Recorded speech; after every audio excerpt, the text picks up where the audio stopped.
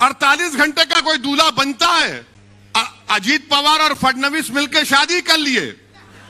अब इसमें दुल्हन कौन थी नहीं मालूम, पवार साहब बताएंगे। मुख्यमंत्री है, बताओ कांग्रेसियों राष्ट्रवादियों, तुमको शर्म नहीं आती कि तुम्हारा ताईद का एक चीफ मिनिस्टर खड़े होकर कहता है कि हमने बाबरी मस्जिद को शहीद किया था। हमारे जर्नलिस्ट हजरात भी साथ है, हमसे हमारे से बड़ी मोहब्बत है उनको, हमसे भी मोहब्बत थी मालूम था, मगर हमारी गाड़ी से भी मोहब्बत हो गई। मुबारक हो, दूल्हे की गाड़ी जब आती है तो नाचते हैं लोग। तुम सेकुलरिज्म के गुलाम और कैदी बने हुए हो मुसलमानों। क्या मेरे मुकद्दर में यह लिखा है कि मैं सेकुलरिज्म के ट्रेन के स्टेशन पर हमेशा कूली बनकर इन जालिमों का बोझ उठाऊं? क्या तुम अपनी औलाद के मुस्तकबिल का बोझ नहीं उठाओगे? क्या तुम अपने बच्चों के लिए स्कूल नहीं मांगोगे? क्या तुम अपनी बच्चियों के लिए ग्रेजुएशन नहीं मांगोगे? तुम कब तक इन लोगों की गुलामी करोगे? इससे खून खौलता है जब यह पढ़ता हूं मैं तो। मेरी जबान का अगर कोई कहता है कि ओवैसी की जबान कड़वी है तो यह क्या है फिर? मैं घर में जाकर सो जाऊं कि मेरी कौम के बच्चों को स्कूल नहीं है? 22% से स्कूल में दाखिला और ग्रेजुएशन तक सिर्फ 4%। नौजवानों, कल मुस्तकबिल तुम्हारा होगा, तुमको अपना हक हासिल करना पड़ेगा। हमने जिन्ना के पैगाम को ठुकराया, हमने भारत को अपना वतन माना और मानते रहेंगे। हमने संविधान को माना मगर जमहूरियत को माना। ये कौन सी जमहूरियत है कि आप मुझे गरीब रख रहे हैं? अब तुमको मैं मोटर लगा के जा रहा हूं, ये डेटा दे के खींच, अब दबा के मोटर लगा और खींच अपना रिजर्वेशन।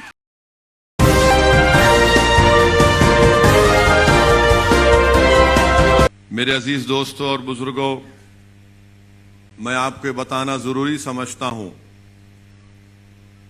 कि जब असेंबली के इंतखाबात हो रहे थे तो उस वक्त भी मुझे यहाँ आने का मौका मिला और जनाब फारूक साहब की इंतखाबी मुहिम में मैं यहाँ पर आया था। आपको याद होगा कि पूरी इंतखाबी मुहिम के दौरान में कांग्रेस और राष्ट्रवादी कांग्रेस की जबान पर, उनके कायदीन की जबान पर एक ही जुमला था कि मजलिस को वोट मत दो, मजलिस को वोट देंगे तो भारतीय जनता पार्टी और शिवसेना की कामयाबी होगी। ये आपने सुना था या नहीं सुना था? और हर महाराष्ट्र में पूरा एक मंसूबाबंद तरीके से ये दोनों कांग्रेस और राष्ट्रवादी कांग्रेस, ये औले जौलों की जोड़ी पूरे महाराष्ट्र में सब जगह यही जाते थे। जहां पर मुसलमानों के इलाकों में जाते वहां पर यह बात जरूर कहते कि मजलिस को वोट मत दो क्योंकि शिवसेना और बीजेपी को फायदा होगा। और बाज हमारे मासूम मुसलमान भी थे, आज भी हैं, जो इनके झूठ को यकीन कर लेते हैं और ये कहते हैं कि हां बीजेपी और शिवसेना को रोकना है और इसीलिए मजलिस को वोट नहीं देंगे।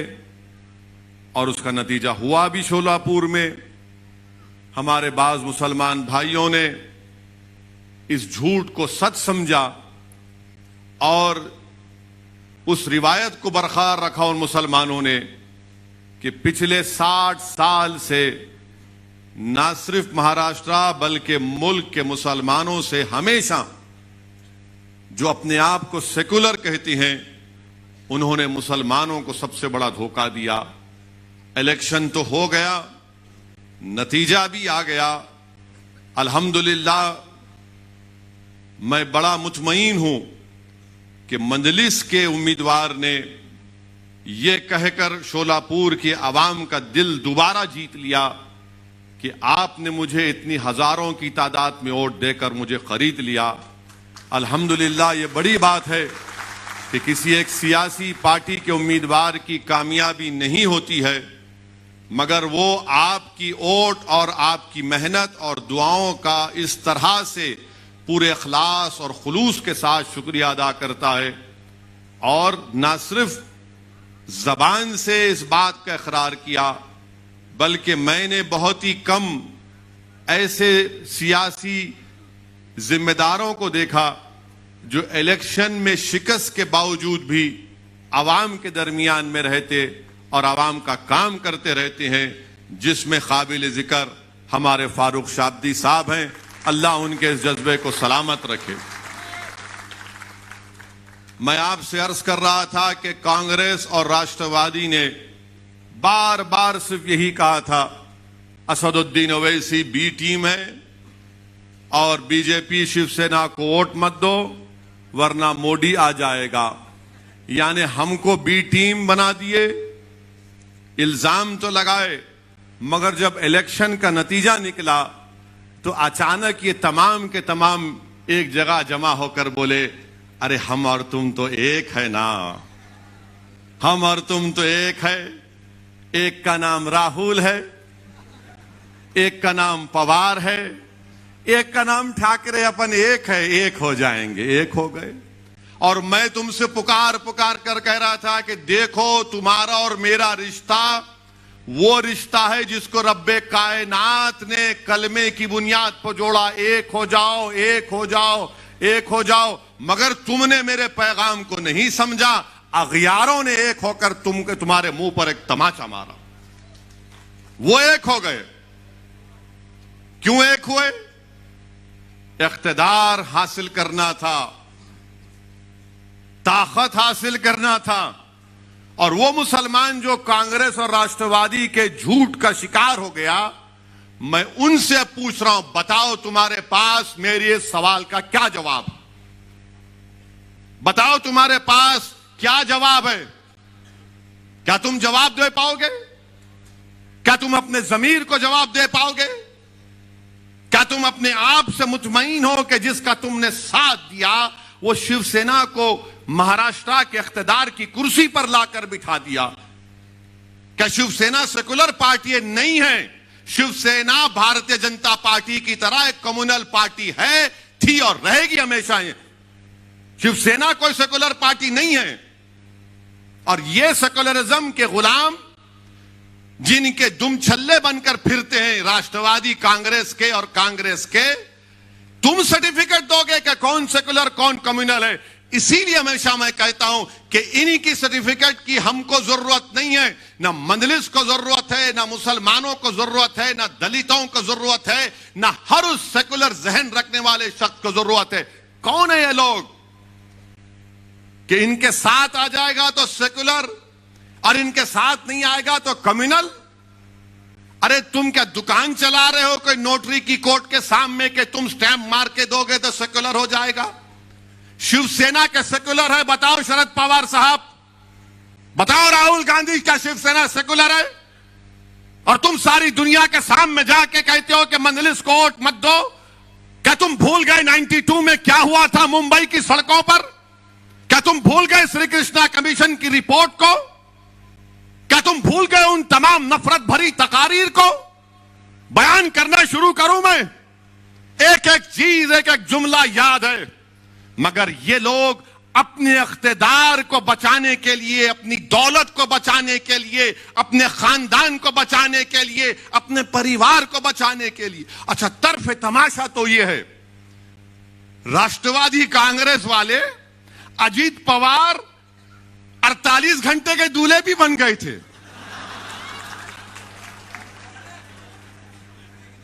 48 घंटे का कोई दूल्हा बनता है?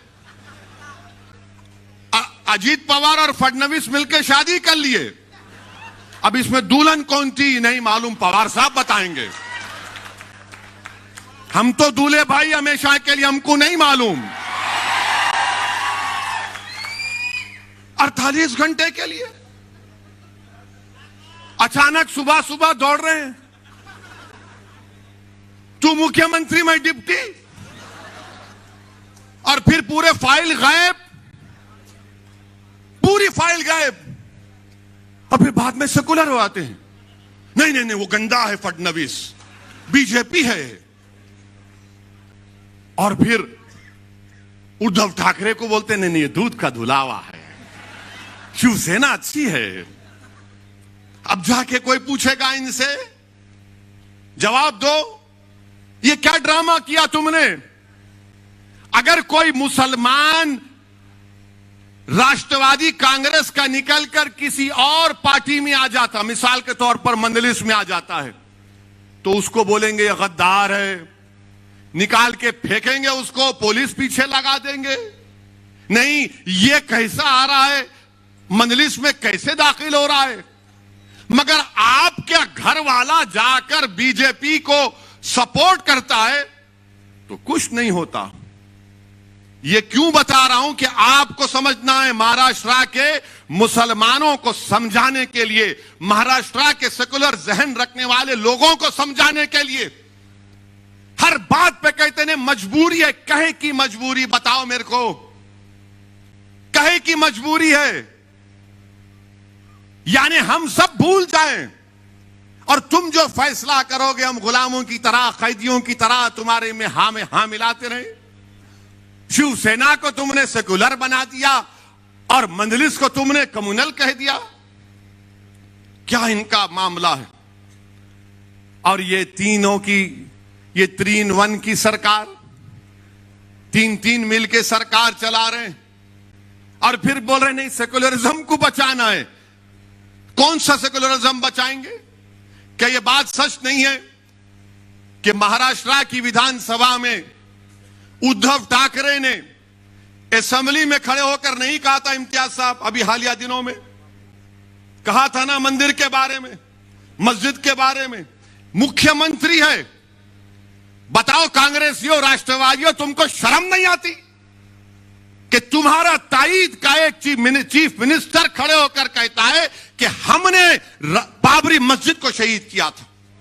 शर्म आनी चाहिए लोगों को। याद करो मुसलमानों, जब मैं तुमसे कह रहा था, याद करो मैं जब तुमसे पुकार कर कह रहा था, तुमसे भीख मांग रहा था और आज भी मांग रहा हूं कि अब तुम इन पर भरोसा मत करो, अपने आप पर करो, अल्लाह पर करो और अपने वोट का सही इस्तेमाल करो। और आपका मामला यह है कि हमारी तकरीर सुन लिए, थाली मार लिए, आंख में 2 खतरे आंसू के आ गए, आपने मुझ पर खैरात बरसा दी और घर को जाकर नहीं अब सुबह में देखेंगे। नहीं, बदलना है।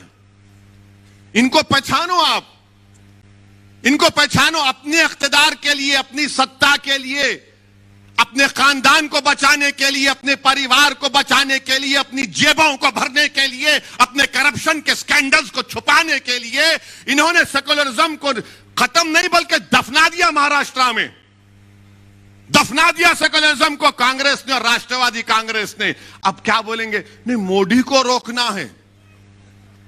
मेरे दोस्त, कब से फर्क पैदा हो गया बीजेपी शिवसेना में, कब से फर्क पैदा हो गया। मगर ये लोग आकर हमारे जहनों को कैप्चर करके बैठे। मुसलमानों को बोलेंगे नहीं क्या करें, अरे क्या करना है, तुम इख्तिदार से दूर रहो, कराओ इलेक्शन दोबारा, इतना दौलत तुम्हारे पास है ना। मगर नहीं, हमारे जज्बात का मजाक उड़ाया गया, सेकुलरिज्म को दफना दिया गया और सेकुलरिज्म की खबर पर ये कांग्रेस, राष्ट्रवादी उद्धव ठाकरे अपने इख्तिदार का महल बनाकर यहां पर महाराष्ट्र में हुकूमत कर रहे हैं। मेरे अजीज दोस्तों और बुजुर्गों, बताओ क्या राष्ट्रवादी कांग्रेस और कांग्रेस पार्टी भूल गई? भूल गए वो कि मुसलमानों को रिजर्वेशन, अब बात ही नहीं करते, कोई बात ही नहीं करता। बात करते हैं तो वंकाड़े की, उन्हें मुसलमान है नहीं है। अरे ये मुसलमान को जो रिजर्वेशन होना उसका क्या, और क्यों होना मुसलमान को रिजर्वेशन? आपके पास कितने लोगों के पास जेब में कलम है? कितनों के पास नहीं है? हाथ उठाओ। यही परेशानी है मुसलमानों से। कलम रखो जेब में, ये कलम रखो, लिखो, याद रखो इन चीजों को। अब आप किसी को फोन करें, मेरे को फोन करते, इनका नंबर दो, इम्तियाज जेल का, मैं लिखो बोलते, ए कलम ला, अरे कहां रखा कलम? जेब में कलम रखो, ये कलम तुमको जिंदा रखेगा। तलवार जिंदा नहीं रखेगी, कलम जिंदा रखेगा। हम क्यों रिजर्वेशन की बात कर रहे हैं? मैं उद्धव ठाकरे के लिए अब तकरीर करूंगा, यहां से शिवसेना के लिए करूंगा। अब आपको बताना पड़ेगा मेरे इन सवालों का जवाब। क्या बॉम्बे हाई कोर्ट ने अपने इंटरिम ऑर्डर में नहीं कहा कि महाराष्ट्र में वो मुसलमानों में जो 50 या 55 बिरादरियां उनको रिजर्वेशन दिया जा सकता, क्योंकि वो समाजी तौर पर, तालीमी तौर पर, सोशली और एजुकेशनली बैकवर्ड है? क्या कहा था? नहीं कहा था? कहा था, और कहा कि तालीम में दो। उन्होंने कहा कि नौकरियों में भी दे सकते हैं, मगर नौकरियों का जो रिजर्वेशन है उसका कोटा बढ़ गया, मगर तालीम में दो। आपने क्यों नहीं दिया? क्या कांग्रेस पार्टी जबान बंद करके बैठी है? राष्ट्रवादी कांग्रेस मुंह बंद के बैठी है? यह तुम्हारी मोहब्बत है मुसलमानों से? मगर नहीं। हम क्यों पूछ रहे रिजर्वेशन? अब आप लिख लो इसको या याद रखो, ताकि अगर कोई महल्ले में कोई कांग्रेसी, राष्ट्रवादी या सैनिक आया तो उसको बोला, ये बैठ जरा सुन, मेरी बर्बादी की दास्तान सुन और इसका जवाब दे। मेरे भाई, महाराष्ट्र में 11% मुसलमानों की आबादी। हमारे जर्नलिस्ट हजरात भी साथ है, हमारे से बड़ी मोहब्बत है उनको। हमसे भी मोहब्बत थी, मालूम था, मगर हमारी गाड़ी से भी मोहब्बत हो गई। मुबारक हो, दूल्हे की गाड़ी जब आती है तो नाचते हैं लोग। महाराष्ट्र में कितने मुसलमान के पास ग्रेजुएट हैं? खाली 4% मुसलमान ग्रेजुएट हैं महाराष्ट्र में। कितने हमारे हिंदू भाई हैं? 8.9%। माने ओवरऑल महाराष्ट्र में 8.7 ग्रेजुएट हैं, जिसमें से मुसलमान खाली 4.9 और हमारे हिंदू भाई 8.9। क्या ये आर्टिकल 15 और 16 को सेटिस्फाई नहीं करता कि हम इतने हमारे कम ग्रेजुएट हैं? और फिर इसके बाद आप देख लो, ड्रॉप आउट रेट कितना है मुसलमानों का? ड्रॉप आउट रेट, अब आप खुद अंदाजा लगाइए कि जो मुसलमान प्राइमरी में, अगर 22% मुसलमान प्राइमरी स्कूल में है, मिडिल स्कूल में आते आते खाली 13% हो जाता। कितने? प्राइमरी में 22, तो मिडिल में आते आते 13 हो जाता, और वो मैट्रिक में आते आते खाली 12% हो जाता, और हायर सेकेंडरी इंटरमीडिएट में आते आते वो 7.1% हो जाता, और उसके बाद ग्रेजुएट खाली 4 होते। अब आप सोचो कि आपके घर में आपकी औलाद है, उसको आप प्राइमरी स्कूल में डाल दिए, अब तो स्कूल खुल रहे हैं, यानी अगर 22% मुसलमान के बच्चे प्राइमरी स्कूल में हैं, तो मिडिल स्कूल में आते आते 13% हो जाता, मैट्रिक में आते आते 12% हो जाता, हाई इंटरमीडिएट में, हायर सेकेंडरी में आते आते 7% हो जाता, ग्रेजुएट होते होते 4% हो जाता। यह सबसे कम है, सबसे कम है। ये नहीं देंगे मेरे को रिजर्वेशन? मेरे बच्चे नहीं पढ़ेंगे? क्या उनके मुस्तकबिल में नहीं है कि काबिल बने, पढ़े लिखे बने, डॉक्टर बने, इंजीनियर बने, MBA करे, MCA करे, गवर्नमेंट की नौकरी मिले? मगर नहीं, सेकुलरिज्म को तुमको जिंदा रखना है। तुम सेकुलरिज्म के गुलाम और कैदी बने हुए हो मुसलमानों। क्या मेरे मुकद्दर में यह लिखा है कि मैं सेकुलरिज्म के ट्रेन के स्टेशन पर हमेशा कूली बनकर इन जालिमों का बोझ उठाऊं? क्या तुम अपनी औलाद के मुस्तकबिल का बोझ नहीं उठाओगे? क्या तुम अपने बच्चों के लिए स्कूल नहीं मांगोगे? क्या तुम अपनी बच्चियों के लिए ग्रेजुएशन नहीं मांगोगे? तुम कब तक इन लोगों की गुलामी करोगे? और ये झूठ पे झूठ, झूठ पे झूठ, पीठ पे इतने खंजर मारे गए मुसलमानों के कि पीठ पे कोई जगह बाकी नहीं है जहां पे तुम्हारा जख्म ना हो। इतना धोखा दिया गया, इससे खून खौलता है जब यह पढ़ता हूं मैं। तो मेरी जबान का अगर कोई कहता है कि ओवैसी की जबान कड़वी है, तो यह क्या है? फिर मैं घर में जाकर सो जाऊं कि मेरी कौम के बच्चों को स्कूल नहीं है? 22% से स्कूल में दाखिला और ग्रेजुएशन तक सिर्फ 4%। गरीबी मेरा मुकद्दर बना दोगे? क्या गुर्बत मेरी जिंदगी में रहेगा और मेरी औलाद भी रहेगी गुर्बत में? मेरे अजीज दोस्तों और बुजुर्गों, यह बर्बादी की दास्तान है महाराष्ट्र के मुसलमानों की। और फिर ये बोलते, आपको यह भी बताना चाहूंगा, यह पूरा डेटा है। मीडिया के लोग अगर ये समझ रहे हैं कहां से लाया, मैं दिमाग से नहीं लाया हूं, पढ़ के लाया हूं। और मैं कोई ऐसा बोलने वाला नहीं हूं, मैं उसकी तरह नहीं हूं जिसने कहा था किसानों को कैनाल में पानी नहीं आया तो जाके मुंह दो, उसको दिमाग नहीं होगा, मेरे को बहुत दिमाग है।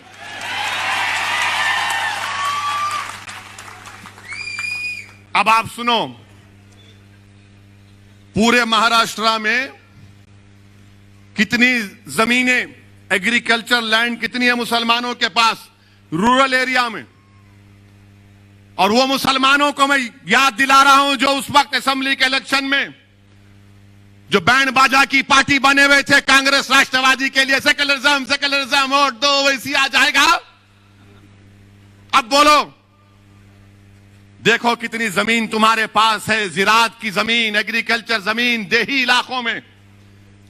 मराठाओं के पास, जिनके पास कोई जमीन नहीं है जिरात की, मराठाओं के 8.66% हैं जिनके पास एग्रीकल्चर की कोई जमीन नहीं है। कितने मुसलमानों के पास एग्रीकल्चर की जमीन नहीं है? अच्छा, यहां कोई गांव से आया, कोई गांव में जमीन है तुम्हारी, हाय तो हाथ उठाओ, डरो मत, नहीं डरो। कितने, 1 2 जो गांव में जमीन है जिरात की जमीन, कितने खाली 4 हाथ उठे, वहां 5 6। अब आप, ये सही है ना? फिर 83% महाराष्ट्र के मुसलमानों के पास रूरल एरिया में, देही इलाकों में कोई ज़राअत की जमीन नहीं है, कोई ज़राअत की जमीन नहीं है। और हमारे मराठा भाइयों के पास 8.66% उनके पास जमीन नहीं है। अच्छा, 2.5 एकड़ जमीन हमारे मराठा भाइयों के पास कितना है? 62.74%। और मुसलमानों के पास 10%। मुबारक हो, सेकुलरिज्म जिंदा है अभी, मुबारक हो तुमको। 62% जिसके पास 2.5 एकड़ जमीन है उसको रिजर्वेशन देंगे। जिसके पास 10% लोगों के पास 2.5 एकड़ जमीन है उसको नहीं देंगे आप, क्योंकि वो गरीब है, तुम तो दौलतमंद हो, तुम्हारे घरों में तो अरब का तेल निकल रहा है ना।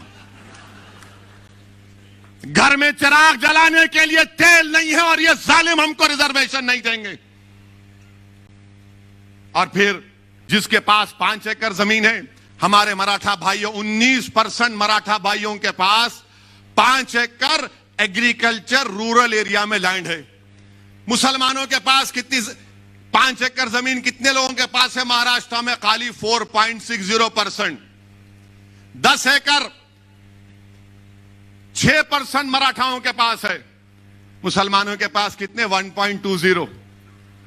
और फिर 10 एकड़ के ऊपर कितने मराठाओं के पास जमीन है? 2.70। मुसलमानों के पास 1% भी 10 एकड़ के ऊपर जमीन नहीं है।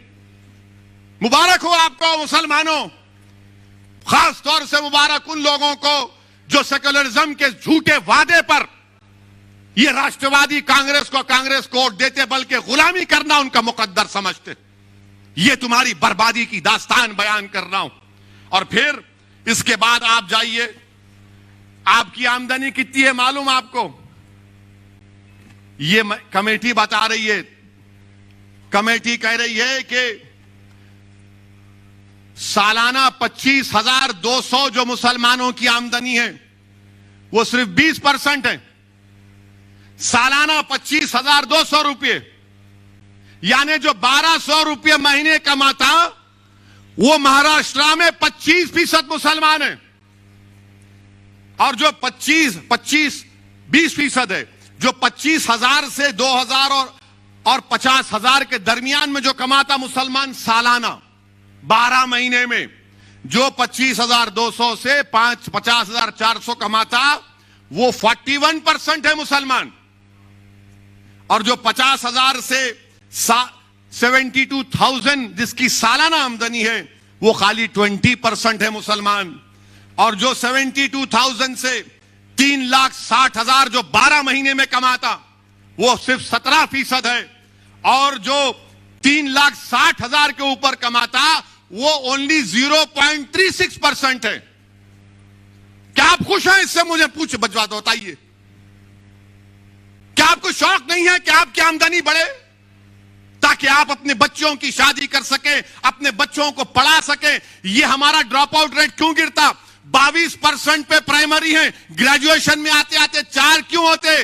जाकर पूछो, हर मुसलमान से कहेगा कि पैसे नहीं है बच्चों को पढ़ाने के लिए। अगर मेरे पास दौलत होती तो पढ़ा देता, बेटी होती तो बोलता नहीं 10th पढ़ ली, अब शादी कराना है 12वीं के बाद। तुम अपने बच्चों को नहीं पढ़ा सक रहे महाराष्ट्र के मुसलमानों, यह तुम्हारी आमदनी है।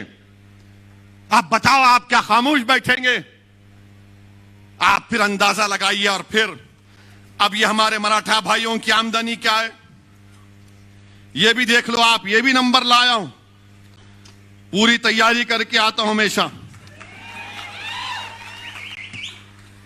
ये तो आपको बता दिया मैं। अब देखो हमारे मराठा भाइयों की आमदनी जो सालाना 24,000 कमाते वो 22% है। आप 25,000 जो कमाते हो 20% है। और फिर जो हमारे मराठा भाई 24,000 से 50,000 कमाते वो भी 22% है। 50,000 से 1 लाख जो कमाते सालाना 19% है। जो 1 लाख से 4 लाख कमाते वो 8% है। और जो 4 लाख के ऊपर कमाते वो 0.46% है। चलो देख लो दोनों कौन नीचे है, इसका भी कोई जिक्र नहीं करेंगे। अच्छा, फिर एक और आपकी बर्बादी की दास्तान। मुसलमानों को अगर बैंक से लोन लेना है, बैंक से लोन मिलना है तो हमको नहीं मिलता, चप्पल घस जाती है हमारी। मिलिया इस नहीं तेरे को, मुबारक। अब किसको वोट देता तू? फिर सेकुलरिज्म के नाम पे जाता उधर, जाएंगे आप फिर उधर। कितनों को वोट? आप देखो, आप 40% मराठा भाइयों को बैंक से लोन मिलता, मुसलमानों को बैंक कोऑपरेटिव मिला के खाली 5%। वहां 40%, यहां 5%। कोऑपरेटिव सोसाइटियों में 40% मराठा भाइयों को लोन मिलता, मदद मिलती। हमारे पास क्रेडिट सोसाइटी में 2.6। मुबारक हो, वो गुलामों को मुबारकबाद दे रहा हूं जो राष्ट्रवादी कांग्रेस और कांग्रेस का भजन मंडली का काम करते हैं। प्राइवेट मनी लेंडर्स, यानी ये जो प्राइवेट मनी देते, खून चूसते, वो 14% मराठा भाइयों को लोन देते और मुसलमानों को 4%। अच्छा, दोस्त अहबाब जो मराठा भाइयों को मदद करते हो 2% और मुसलमानों में 17%। ये डेटा है। आप अभी बताओ आप क्या करेंगे अब आप? इसीलिए मजलिस इत्तेहादुल मुस्लिमीन ने तय किया कि रिजर्वेशन मुसलमान के लिए जरूरी है महाराष्ट्र के। अच्छा, गुर्बत कितनी है, पॉवर्टी पूरे महाराष्ट्र में, रूरल एरिया में 28% मुसलमानों में, देही इलाकों में, शहरी इलाके अर्बन इलाके में 15.6। हमारे हिंदू भाइयों में पॉवर्टी रूरल देही इलाकों में 23.8 और अर्बन इलाकों में 6.9। यहां पर भी हम पीछे हैं ना। नहीं दोगे रिजर्वेशन, किसको देगो फिर? ये हमारा ये रिकॉर्ड आपके सामने इसलिए रख रहा हूं। अब आप सुन लो और एक बर्बादी की दास्तान। मुसलमान जो कच्चे घरों में रहता है वो 67% है महाराष्ट्र में। 67% मुसलमान कच्चे घरों में रहता है। तुम्हारे घर नहीं है और तुम सेकुलरिज्म की बात करते हो। मुझे उस बात का गुस्सा आता है। मुझे इन गैरों से, इन दुश्मनों से शिकवा नहीं है, मुझे अपने भाइयों से शिकवा है। मुझे वोट मत दो, मगर ये जुल्म को तो खत्म करो, ये नाइंसाफी को तो खत्म करो। मेरा हक तो मुझे दो, मुझे इज्जत की जिंदगी दो और मौत में भी इज्जत दो। मेरे नौजवानों का मुस्तकबिल दो, मेरे बच्चों को स्कूल दो, मुझे एक मुकाम दो। मैं आसमान से तारे तोड़ने के लाने की बात नहीं कर रहा हूं। यह सब क्या है फिर? मैं कब तक इन घरों में रहूंगा? और आपके पास पक्का घर कितने मुसलमानों के पास? 31%। 31%। और उस घर का भी देख लो मामला क्या है। जो घर बोल रहे थे मुसलमानों के पास 31% घर है। अब आपसे एक सवाल करूंगा और हमारे मीडिया वाले इसका जवाब सुन लेंगे। क्या मुसलमानों के एक घर में 3-4 लोग नहीं सोते? कम से कम 3 लोग तो सोते हैं कमरे में, इस्तेमाल करते। जोर से बोलो, इनको मालूम होना ना, नहीं तो इन्हों हमारे पीछे रहते। अब आप ये बताओ, आपको जानकर तकलीफ होगी कि हमारे मराठा भाइयों के पास 3 रूम के कमरे 20% लोगों के पास है। 2 रूम का घर 48% लोगों के पास है। 4 रूम का घर 8% लोगों के पास है। 5 से ज्यादा कमरे का घर 3% लोगों के पास है। मेरे पास क्या है? मेरे पास सेकुलरिज्म है, मेरे पास धोखा है। मेरे दादा को धोखा दिए, उनके बाप को दिए, मेरे बाबा को धोखा दिया, अब तुमको धोखा दे रहे हो। नौजवानों, कल मुस्तकबिल तुम्हारा होगा। तुमको अपना हक हासिल करना पड़ेगा। तुम्हारे वालिद ने तकालीफ उठाई, तुम्हारे दादा ने तकालीफ उठाई। हमने जिन्ना के पैगाम को ठुकराया। हमने भारत को अपना वतन माना और मानते रहेंगे। हमने संविधान को माना मगर जमहूरियत को माना। यह कौन सी जमहूरियत है कि आप मुझे गरीब रख रहे हैं? मेरे अजीज दोस्तों और बुजुर्गों, ये आपके सामने इसलिए कह रहा हूं। अच्छा, कितने मुसलमान स्लम में रहते हैं? महाराष्ट्र की रिपोर्ट कह रही है 54%। 54% लोग स्लम इलाकों में रहते। और आपको मालूम, हमारे मराठा भाइयों के पास 76% मराठा भाइयों के पास टॉयलेट है। मुसलमानों के पास खाली 35%। ये डेटा है। मेरे को मालूम है कि कल के बाद हमारे मीडिया वाले, बल्कि आज शाम से शुरू कर देंगे कि शोलापुर में ओवैसी ने भड़काऊ भाषण दिया। अरे थू है तुम्हारी बातों पर, कोई परवाह नहीं है। तुम जो लिखते लिखो, जो दिखाते दिखाओ, मेरी जबान को तुम रोक नहीं पाओगे। यह जुल्म है मेरे मुसलमानों से, यह जुल्म है मुझसे। तुम रिजर्वेशन नहीं देना चाहते, मगर जुल्म क्यों कर रहे मुझ पर? क्यों जुल्म कर रहे मुझ पर? और आपको मालूम, मेरे अजीज दोस्तों और बुजुर्गों, आपके सामने हर चीज को खोल खोल कर बयान कर दिया हूं। अब आप देखो, क्या एक मुसलमान आईएएस ऑफिसर है महाराष्ट्र में? वो एक है, उन्हें बोल रहा मैं नहीं हूं, मैं हिंदू हूं बोल रहा हूं उन्हें। अल्लाह को मालूम उन्हें क्या है। I don't know. इधर भी है उधर भी है, उन्हें बिन पेंदे का लोटा है, उन्हें भी ऐसा है। और ये जो राष्ट्रवादी और कांग्रेस के बोलते अरे अरे नहीं मियां, उन्होंने आके बोल के चले जाते, उनका क्या है? अरे मैं आके बोल के नहीं जाता हूं, मैं ये तमाम हकीकत बयान कर रहा हूं। और अगर तुमको समझ में नहीं आया तो बुला लो, बैठ के बात करेंगे। अच्छा, एक मुसलमान आईएएस ऑफिसर नहीं है महाराष्ट्र में। आईपीएस ऑफिसर हमारे मराठा भाइयों के 28% आईपीएस ऑफिसर है मराठा भाई। कितने हैं? आपके कितने हैं? 1.9%। बजाओ थाली। अब 28% है। उनको रिजर्वेशन देने की बात ये तमाम, ये तीनों कर रहे हैं। ये अमर अकबर एंथनी की जोड़ी। हमको नहीं देंगे। गारत का गवाह भरता ही नहीं है उनका। 28% आईपीएस ऑफिसर। अच्छा, मंत्रालय में कितने हमारे मराठा भाई काम कर रहे हैं? 16.17%। यानी मराठा भाइयों की आबादी इम्तियाज साहब 33% है। यानी 33% आबादी हमारे मराठा भाइयों की है। आधे से ज्यादा आईएएस ऑफिसर हैं। 28%, 33% पॉपुलेशन, 28% आईपीएस ऑफिसर। आईएफएस कितने हैं मालूम आपको? 18% है हमारे मराठा भाइयों के। आपके कितने हैं? नो, जीरो हैं आप।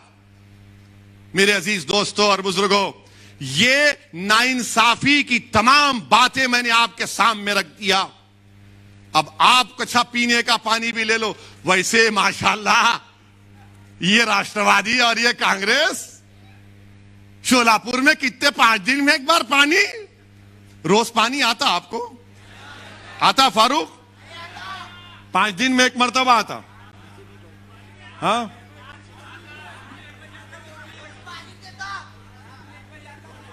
रात में 1 बजे आता। और आता क्या? कितने दिन में आता? तो तुम दोबारा आने देंगे उनको बल्दिया इलेक्शन में? तुम आओगे इंशाअल्लाह ताला। जो पानी नहीं दिए, रिजर्वेशन नहीं दिए, वो घर में बैठेंगे इंशाअल्लाह ताला। यानी ये देखो, आप पानी का भी लिखा हुआ है डेटा। अब तुमको मैं मोटर लगा के जा रहा हूं, ये डेटा दे के खींच, अब दबा के मोटर लगा और खींच अपना रिजर्वेशन। अब तुमको मोटर का काम करना है। अब तुम खामोश नहीं बैठोगे, लगाओगे मोटर। राष्ट्रवादी, कांग्रेस, बीजेपी, शिवसेना, मोटर ये देख खींच। ये काम करना है आपको। आपको मालूम कितना पानी मिलता? मराठा भाइयों के घर में 35% पानी का कनेक्शन आपके पास, मुसलमानों के पास, यानी पब्लिक टैप, पब्लिक सब मिला के कितना है बोलू? पब्लिक वाटर टैप 46%, अपने पास खाली हैंड पंप। बोरवेल 16% मराठा भाइयों को, यहां पे खाली 4%। आप बताओ मेरे भाई, आप बताइए फिर। अब आप, इसीलिए मजलिस ने इन तमाम बातों को महसूस किया और हमने यह फैसला लिया कि अब और इस पर इंतजार नहीं किया जा सकता। हमको मुसलमानों के जो 50 बरादरियां हैं, जिनको हाई कोर्ट ने कहा कि इनको रिजर्वेशन मिल सकता है, मिलेगा। मराठा भाइयों को सुप्रीम कोर्ट ने भी कह दिया कि इनका डेटा एम्पिरिकल डेटा नहीं है, इनका बैकवर्डनेस का, सोशल एजुकेशनल बैकवर्डनेस का। आप देना है, दो आप, हम रोक नहीं रहे। मगर इंसाफ किससे होगा? इंसाफ ताकतवर से होगा या मजलूम से होगा? इंसाफ किससे होगा बताओ? इंसाफ ताकतवर से होगा, मजलूम से होगा? इंसाफ ताकतवर से होगा या कमजोर से होगा? इंसाफ तो कमजोर से होना चाहिए ना। इंसाफ तो मजलूम से होना चाहिए। ताकतवर को और ताकतवर करना ये इक्वालिटी नहीं है। कमजोर को ताकतवर के मुकाम पर लाना ये इक्वालिटी है, जिसका भारत की संविधान में बाबा साहिब अंबेडकर ने आर्टिकल फंडामेंटल राइट उसको बना दिया, राइट टू इक्वालिटी को। हम तो वही पूछ रहे हैं। मेरे अजीज दोस्तों और बुजुर्गों, यही चंद गुजारिशात मुझे आप तक करना था। 11 दिसंबर को चलो मुंबई का प्रोग्राम है, उसमें जरूर शिरकत करिए। अगर आप नहीं आ सकते तो उसके लिए दुआ करिए। और मैं ये महाराष्ट्र की सरकार से कह रहा हूं, ये अमरावती में जो तबाही और बर्बादी हुई, ठीक नहीं हुआ। क्या कर रहे थे हुकूमत आपकी? कैसा किसी दुकानों को जलाया गया? किसने किया ये? चाहे किसी मजहब के मानने वाले की दुकान हो। क्या सरकार चला रहे हैं तुम लोग? लॉ एंड ऑर्डर मेंटेन करना नहीं आता? तुमको नहीं मालूम था कि गड़बड़ होगी? किसने जुलूस निकाला वहां अमरावती में?